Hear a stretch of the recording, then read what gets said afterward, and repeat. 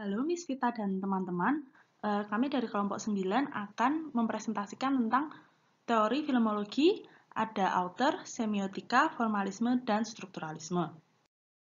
Teori yang pertama, teori author. Author adalah bahasa Prancis dari author atau penulis. Nah, teori ini adalah pemahaman bahwa sebuah karya film merupakan ekspresi dari sang penulis karya. Dalam hal ini, penulis tersebut adalah sutradara film. Jadi bukan seperti scriptwriter atau penulis yang lain.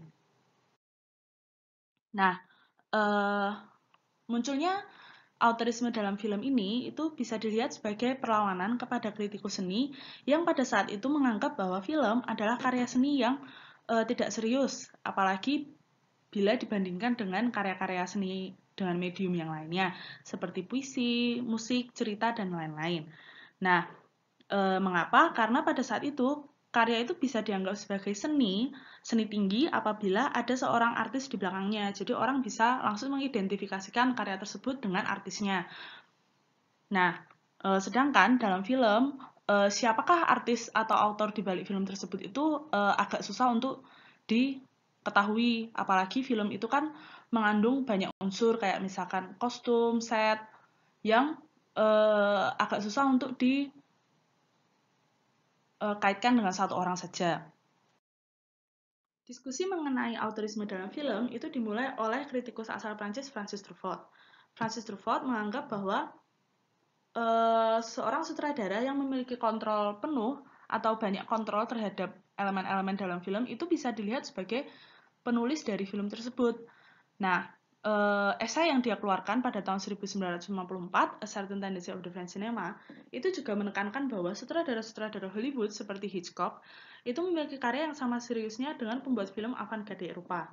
Nah, anggapan ini dianggap revolusioner pada saat itu karena sutradara-sutradara Hollywood itu pada saat itu dilihat seperti seorang pegawai atau orang yang dikontrak oleh studio untuk membuat film dengan skrip yang biasanya tidak tentu mereka tulis sendiri, sehingga sutradara-sutradara ini memiliki kontrol yang minim terhadap hasil akhir film. Nah, hal ini berkebalikan dengan konsep author itu tadi. Tetapi Truffaut juga menekankan bahwa seorang sutradara yang kuat itu akan memiliki gaya dan ciri khas yang kuat dalam film-filmnya, meskipun ia bekerja untuk sebuah studio.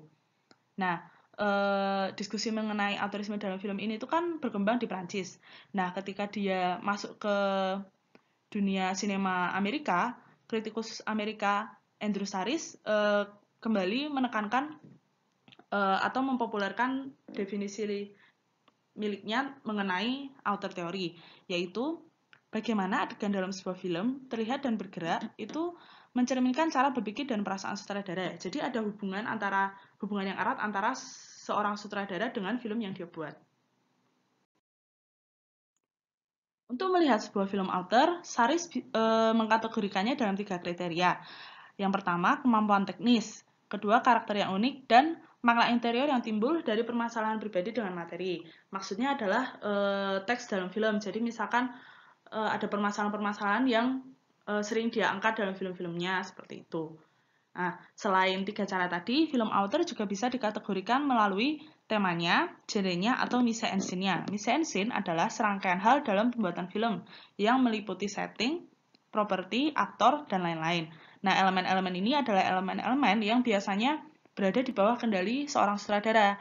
Ketika seorang sutradara memiliki kendali yang kuat atas elemen-elemen tersebut, maka film tersebut bisa dibilang film author.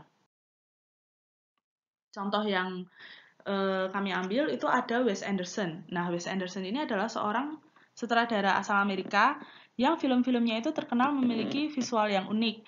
Bisa dilihat dari color palette-nya. Lalu dia sering menggunakan negative space dalam frame-framenya.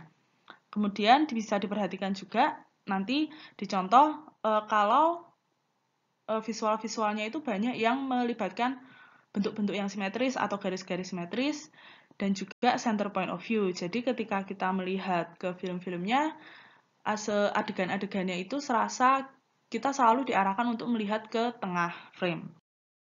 Ini contoh film yang pertama, itu ada The Grand Budapest Hotel oleh Wes Anderson tahun 2014. Ini dari 6 frame yang dipilih, bisa dilihat kalau Wes Anderson itu tadi ada garis simetris, kemudian pas di tengah.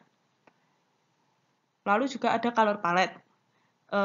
Nanti dibandingkan dengan film kedua. Misalkan yang warna oranye di sini dengan warna oranye yang ada di Fantastic Mr. Fox itu bisa dilihat mirip.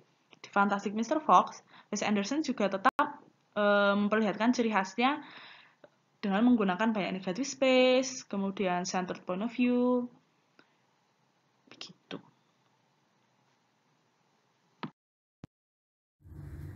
Semiotika dalam filmologi.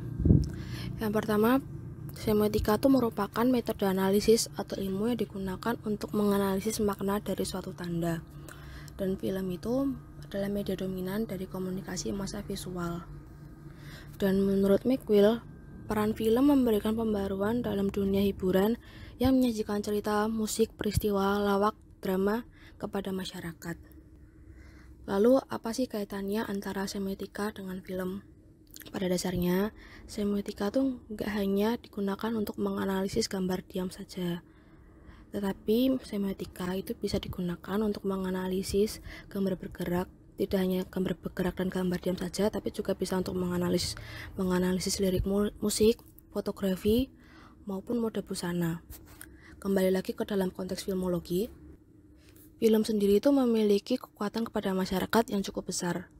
Di luar dari tim di balik pembuatan film maupun alat yang digunakan untuk merekam dan alat untuk mengolah. Kekuatan film itu juga terletak dalam cerita, alur cerita, dialog, latar, visual pendukung. Dan menurut Iriwanto, film itu menjadi wadah untuk menampung rekaman yang menampilkan realitas yang tumbuh serta berkembang di tengah-tengah masyarakat, kemudian itu diolah dan diproyeksikan ke layar. Nah, ini ada 5 penunjang visual dalam pembuatan film. Yang pertama itu ada shoot atau angle. Nah, ini shoot atau angle itu merupakan bagaimana seorang kameramen dalam melakukan pengambilan gambar dengan alat kamera. Nah, jenis shoot ini dibagi menjadi 5 kategori. Ya, di kategori ini tuh sebenarnya tidak jauh beda dengan kategori basic dalam fotografi. Yang pertama itu ada bird's eye view. Nah, bird's eye view ini mengambil gambar dari perspektif burung. Jadi, letak kamera itu benar-benar dari sudut pengambilan dari paling atas. Nah, ini cocok digunakan untuk menampilkan gerak-gerik dari pemain. Kemudian, yang kedua, high angle. High angle ini mungkin teman-teman bilang, loh, apa sih bedanya high angle sama bird eye? Nah, kalau misalnya dilihat dari gambar, bird eye itu benar-benar posisinya di atas kita. Nah, sedangkan high angle tuh posisinya hanya lebih tinggi, tapi tidak sampai seperti bird eye. Nah, high angle ini memperlihatkan subjek dengan posisi lebih tinggi. Jadi antara subjek dengan kamera itu lebih tinggi posisi di kamera.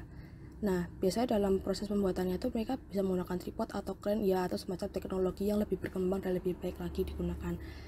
Nah, efeknya itu jadi penonton merasa mendominasi si subjek dan menggambarkan pemain itu terlihat lebih lemah dan tidak berdaya. Nah, kemudian yang ketiga itu ada eye level. Eye level ini gampangannya itu sejajar seposisi dengan penglihatan kita. Nah, efek yang dirasakan itu kita tuh serasa ada sama dengan pemainnya, jadi kita benar-benar sejajar dengan posisi si pemain film ini. Kemudian yang keempat itu ada low angle. Nah, low angle ini berbanding kebalik dengannya high angle. Nah, low angle ini memposisikan pemain berada lebih tinggi dari kamera, jadi pengambilan kamera itu terletak di bawah dan nge-shoot ke arah subjek. Nah, efeknya itu pemain tuh terlihat lebih dominan atau berkuasa. Dan biasanya teknik low angle ini digunakan dalam film komedian, horror maupun thriller atau cowboy. Selanjutnya yang terakhir itu ada frog eye. Nah, frog eye ini berbanding kebalik dengan bird eye. Kalau misalnya bird eye diambil dari atas, dan frog eye itu benar-benar diambil dari sudut terbawah. Jadi benar-benar sudut penglihatan mata kodok kasarannya. Nah, efeknya tuh menampilkan subjek dengan lebih megah dan lebih besar kesannya. Kemudian lanjut ke lighting. Nah, lighting ini merupakan pencahayaan yang berguna untuk memperjelas objek dan memberikan kesan yang berbeda dari berbagai teknik pencahayaan. Terus kemudian ketiga ada make up. Nah, tujuan dari make up atau tata rias ini untuk mempertegas peran dari si pemain atau sesuai dengan konsep cerita yang dibangun. Semisal A itu memerankan orang yang sakit, berarti dia akan didandanin dengan tata rias wajah pucat. Atau semisalnya dalam film horor orang itu memerankan film menjadi setan, nah maka pendukung untuk menampilkan ekspresi wajahnya itu didandanin dengan sedemikian rupa agar sama dengan seperti setan. Selanjutnya untuk wardrobe atau bisa disebut pakaian dan aksesoris itu hampir sama fungsinya dengan tata rias.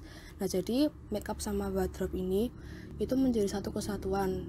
Jadi semisal dia menampilkan peran kuntilanak, berarti makeupnya ya menggunakan rambut wig panjang, terus mukanya putih, terus berarti pakaiannya, wardrobe-nya digunakan dia itu adalah kain putih yang panjang seperti itu. Terus yang terakhir itu ada background. Nah, background itu menjadi pendukung dalam sebuah musik, tapi itu sebenarnya nggak semua film bisa diberikan pengiring musik. Salah satu itu seperti dokumenter, tapi itu tuh bukan suatu yang harus kalau dokumenter tuh nggak menggunakan musik. Itu tergantung siap dari kreativitas orang, karena dengan macam-macam genre itu apapun bisa dimasukkan musik. Yang selanjutnya itu ada tokoh-tokoh semiotika. Yang selanjutnya adalah tokoh-tokoh dalam semiotika. Yang pertama itu ada Ferdinand de Saussure. Nah, itu dia menerapkan metode analisis dengan penanda, pertanda, atau bisa disebut signifier dan signified. Nah, kalau signifier itu apa yang kita bisa lihat secara langsung, wujudnya itu ada. Sedangkan signified itu tidak dapat yang kita tuh nggak bisa lihat secara langsung.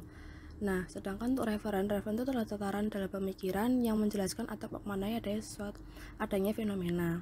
Nah, apa sih konteks dari semiotika milik Saussure dengan film? Nah, dalam konteks ini untuk signifier dia tuh digunakan untuk menemukan tanda yang tertangkap oleh alat indera kita seperti bunyi, terus visual, gerak-gerik.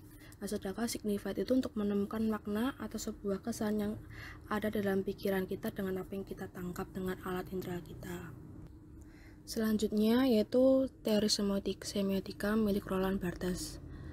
Nah, jadi konsep dari Barthes ini lebih menekankan pada pembentukan sebuah makna dengan mengadopsi pemikiran Saussure. Konsep denotasi dan konotasi adalah konsep lanjutan dari Barthes. Di antaranya, denotasi itu suatu yang terlihat dan nampak dapat dilihat dengan panca indera, sedangkan konotasi itu yang tidak dapat kita lihat dengan panca indera, tapi ada maksud tertentu dari posisi pembuat tanda. Nah, yang selanjutnya ini ada gambar Two Order of Signification Roland Barthes. Nah, di sini saya akan menggunakan contoh sebuah poster yang berlambang merpati putih. Nah, di sini kan terbagi menjadi dua, first order dan second order.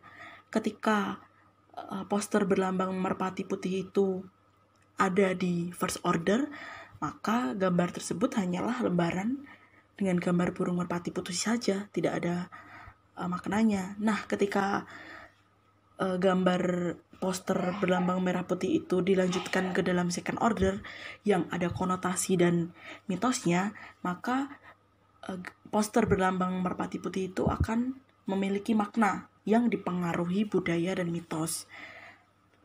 Dari situ, poster berlambang merpati putih itu akan diartikan sebagai simbol perdamaian.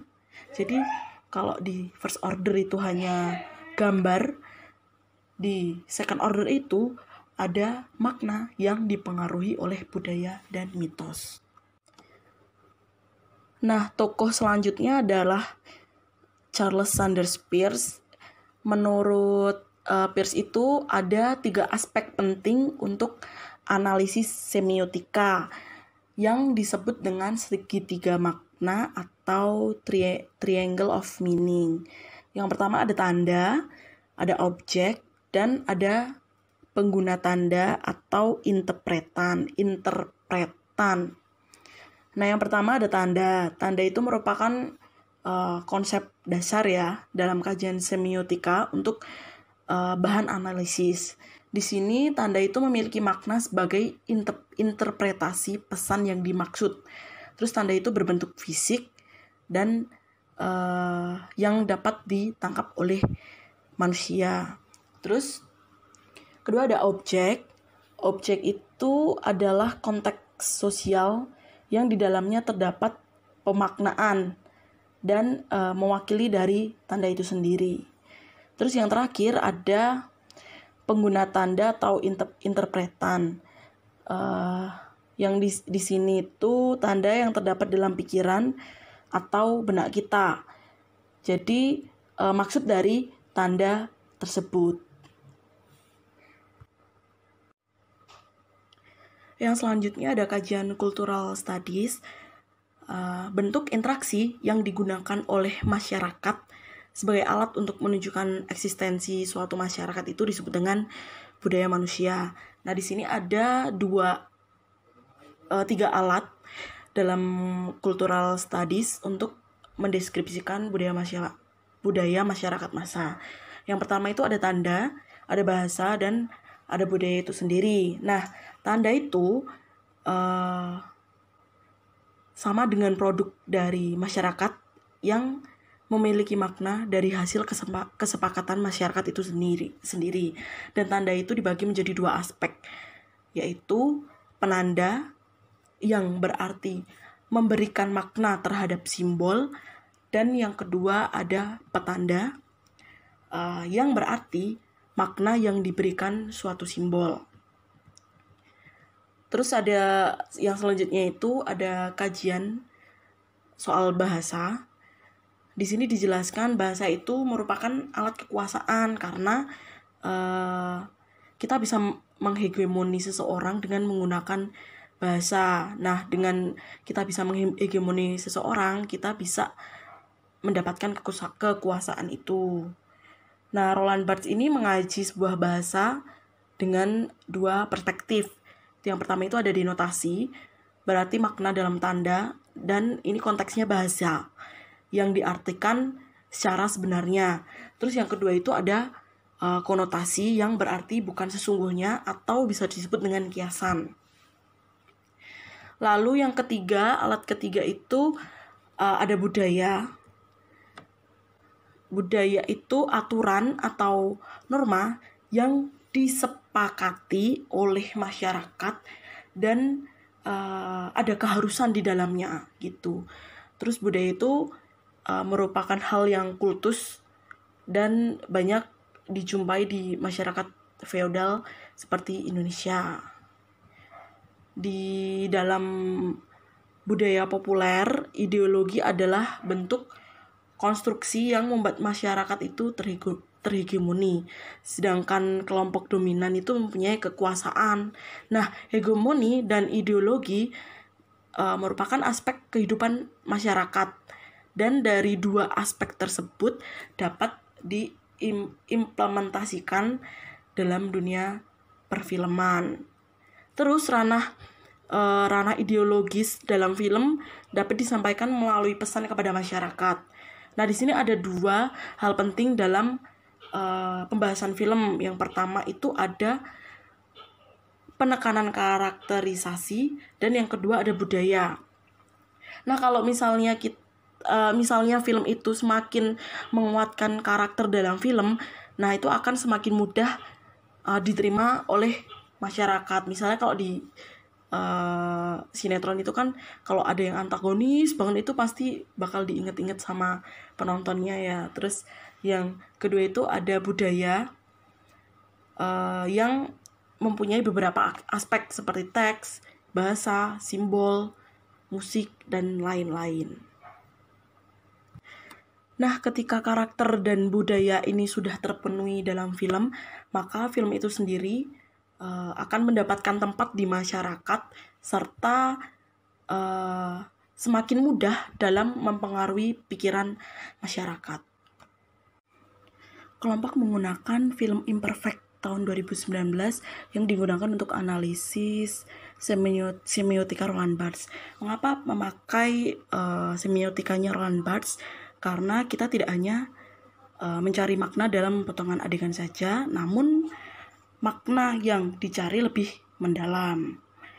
Selain itu, ketika kelompok mencari dengan kata kunci semiotika dalam film, jurnal-jurnal yang keluar itu banyak menggunakan semiotikanya Roland Barthes. Jadi di sini kami memakai potongan adegan si Marcia yang sedang membawa makanan, karena di cerita itu mereka sedang beristirahat. Nah, dialognya yang pertama itu, tapi cobalah sepatu hak tinggi, pasti lebih cantik. Nah, denotasinya itu kan denotasi yang nampak ya, yang terlihat dengan panca indera kita. Itu terlihat Marcia yang sedang berbicara dengan mengenakan pakaian rapi dan menggunakan make up.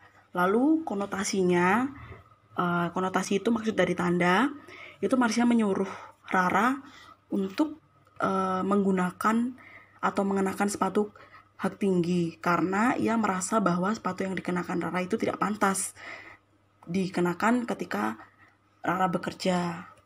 Lalu mitosnya, sepatu hak tinggi itu menjadi salah satu standar kecantikan di dunia kerja, terutama untuk wanita yang bekerja di kantoran. Jadi kalau di kantor itu kayaknya harus rapi, harus cantik, harus menggunakan sepatu hak tinggi dan menggunakan make up, begitu.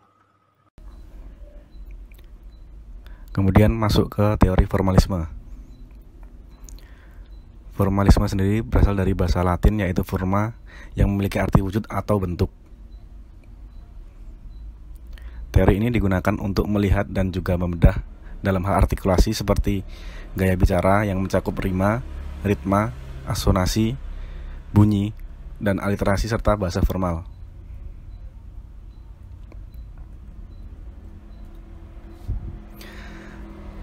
Teori ini tidak membedah beberapa unsur luar dari suatu karya seperti biografi, sejarah, dan lain-lain. Kemudian untuk slide selanjutnya,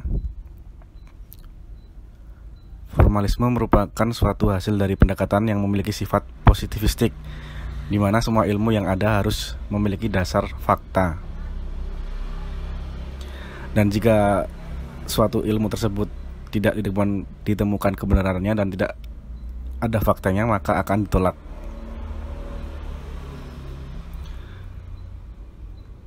Kemudian Slowski mengedepankan dua konsep, yaitu defamiliarisasi dan deotomatisasi. Konsep ini merupakan suatu hal umum yang disajikan secara berbeda dari biasanya, bahkan dapat disebut aneh. Tujuan dari teknik ini untuk memberikan pandangan baru kepada para menonton, serta agar mereka dapat memandang dunia dengan cara yang berbeda.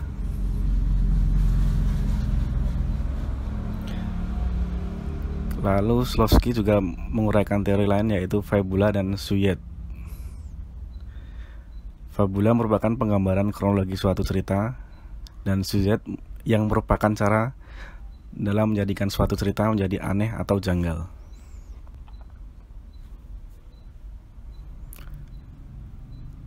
Teori formalisme Rusia menilai suatu karya dari segi intrinsiknya dan bukan dari segi luar karya tersebut.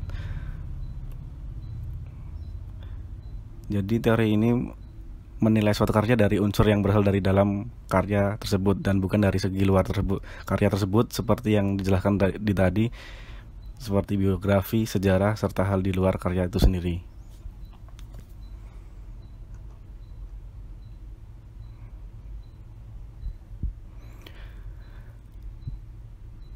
Kemudian untuk contohnya film Pretty Boys.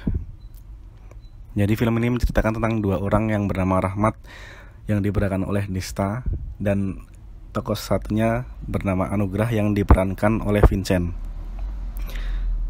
Mereka bersahabat sejak kecil dan memiliki mimpi yang sama, yaitu menjadi artis.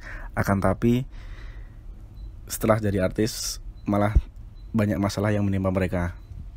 Film ini mempunyai genre komedi dan drama yang bisa dibuktikan dari beberapa adegan yang ada dalam film tersebut, seperti ketika beberapa scene yang memperlihatkan tingkah laku kelucuan serta dialog ucapan mereka. Drama pada film ini dapat dirasakan melalui musik background. Dialog mereka seperti pada saat salah satu scene di mana kedua sahabat tersebut sedang bertikai dan ada lantunan musik yang mengiringi scene tersebut.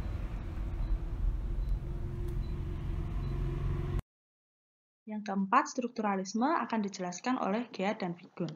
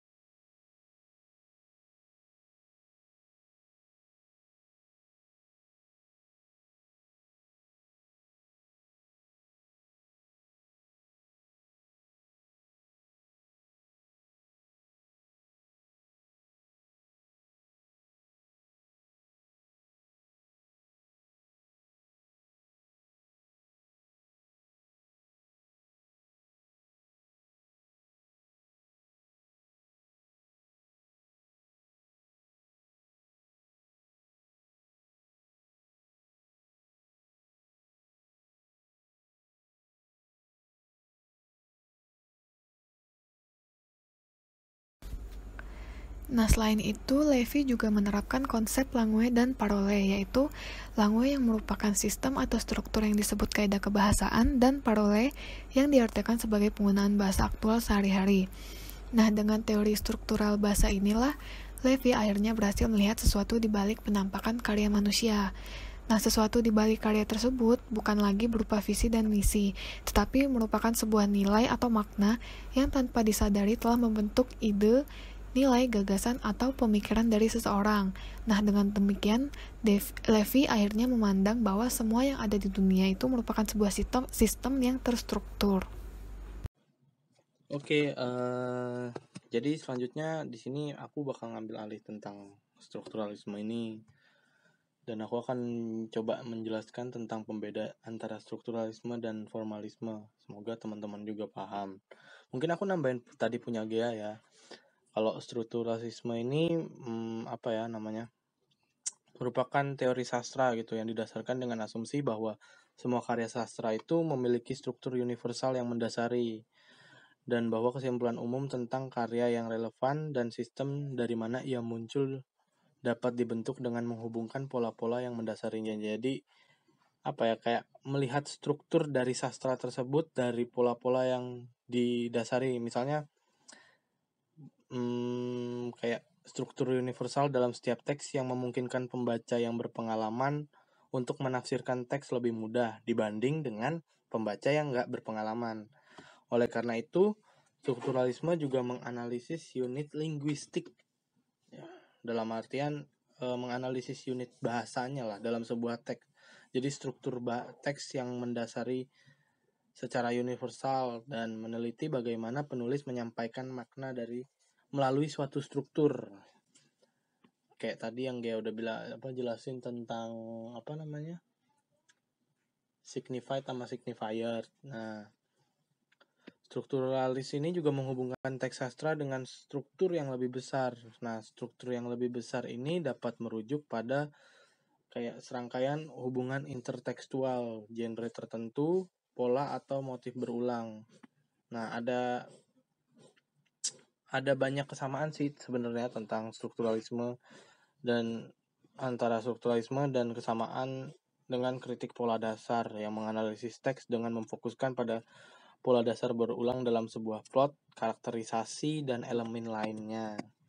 Nah, kalau aku akan lebih fokusnya ke pembedanya sama formalisme. Nah, kalau dari segi fungsinya itu, kalau strukturalisme itu menganalisa struktur yang mendasari dan universal sebuah teks. Nah, sedangkan formalisme ini menganalisis genre, mode, bentuk, dan wacana sambil menolak konteks sejarah dan sosial maupun budaya. Terus kalau dalam segi karya sastranya, strukturalisme itu menganalisis hubungan teks dengan karya sastra lain. Jadi dia kayak punya pembanding gitu loh untuk ngelihat struktur, kayak misalnya ciri-ciri penggunaan linguistik di film A dibandingkan dengan penggunaan linguistik di film B. Nah, itu kan ada apa ya?